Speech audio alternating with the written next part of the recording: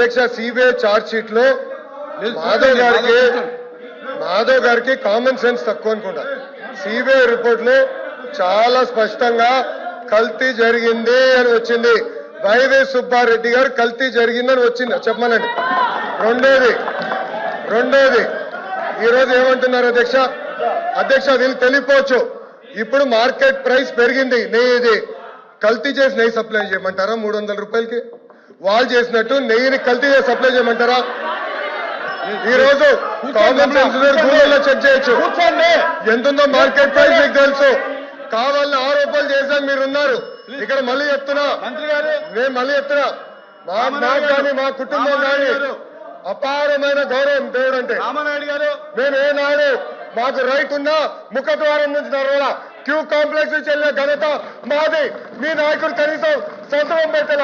మీరే మారుతారు మీరే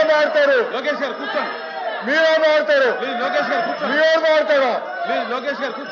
చెప్పేదాన్ని సిగ్గుండాలి. కల్తీ జరగలేదంటారా? దేవుడు వదిలిపెట్టాడు. మాధవ్ నీకు చెప్తున్నా, దేవుడు మిమ్మల్ని వదిలిపెట్టాడు. టైం అంటే వేసుకో బ్రదర్.